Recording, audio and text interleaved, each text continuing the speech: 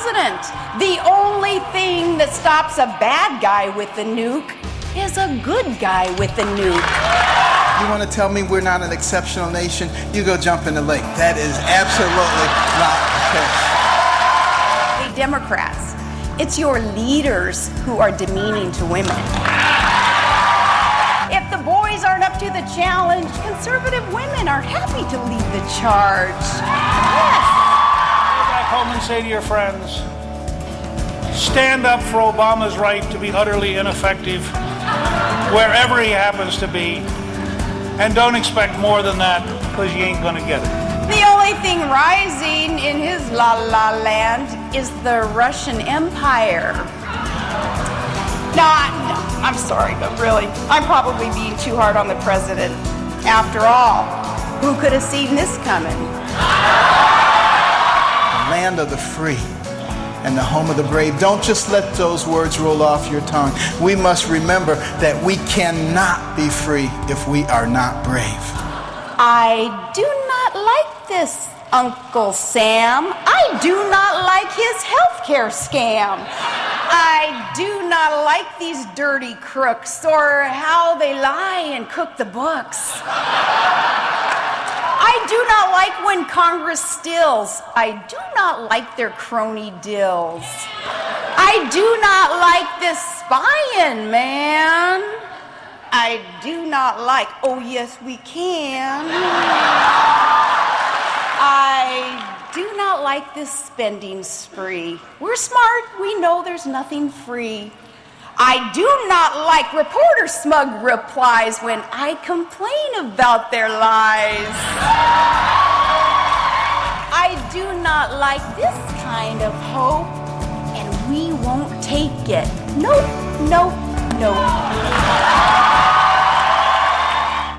Joining us, our political panel, the AP's Julie Pace, the Weekly Standard's John McCormick, and the Washington Standard chief political correspondent Byron York. And Byron sure looked like the governor's having fun up there. Well, she's quite a performer. There's no doubt about that. I think she's still a pretty effective figure with a significant part of the Republican base. She used that speech to do a couple of things. Obviously, she attacked the president a lot, but she promotes the parts of the party that she wants to support and approve, and hits the Republican establishment. So you saw a lot of shout-outs for Ted Cruz, Tea Party stuff, but she also actually said a lot of good things about some of the Republican reformers who are trying to develop a middle-class agenda to attract some of the voters that they lost in droves in 2008, 2012. So she's actually an effective voice on their behalf and a thorn in the side of the Republican establishment. Yeah, I think Sara Palin looks forward to continuing to play the role that she has in the past, which is influencing the debates, influencing in primaries. You know, in 2010, she picked a number of candidates: Deb Fischer, Nebraska;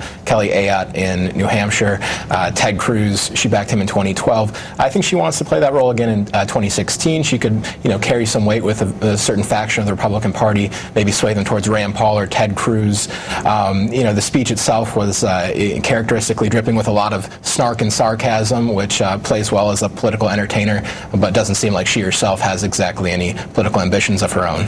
Julie, what do you think is the sort of the state of the Republican Party?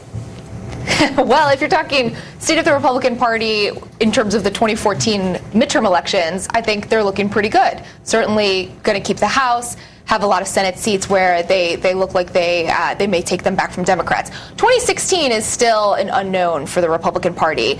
A lot of this will depend on who eventually gets in the race. You look at someone like Sara Palin, she can fire up a crowd like nobody else, probably on either side of the aisle. Does that translate into a presidential campaign? Probably not. So who fills that void? Who on the Republican Party side of things can rally the whole party and can compete against someone like Hillary Clinton, who, if she runs, will suck up a lot of oxygen? But this is still a party that could be in really big trouble presidentially. And there was kind of under the surface a lot of the time at CPAC, there was the realization that this is a party that's lost the popular vote in 5 of the last 6 presidential elections, that lost in 2012 with economic conditions that should have guaranteed victory, perhaps for another party.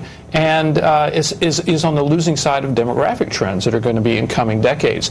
And what you had is you had some senators like Mike Lee recognize that fact, say we got to fix some stuff, and others who said, actually, we're in great shape, we just need better messaging. Even Senator Rand Paul was at Howard University recently. I thought that was, an effort to do that. Rand Paul is making a lot of really interesting moves right now. I think the great thing about him as a reporter is that you never exactly know where he's going to fall on some of these issues. He's doing a lot of outreach to the African American community, which is a demographic group that Republicans struggle with, particularly in presidential elections. And he's talking about issues that maybe haven't been in the mainstream. I think it'll be interesting if he does run, though, to see how those positions play in a state like Iowa. See, Brian? I think so, and I think it's a very interesting fight right now between Ted Cruz and Rand Paul on foreign policy. Rand Paul's had a lot of success with this anti-NSA rhetoric, but as Russia has invaded in Crimea, I think that Ted Cruz just took a shot at him. He said, I don't agree with him on foreign policy, so that'll be a real interesting battle on the right among those two. Panel, as always, thank you. Thank you.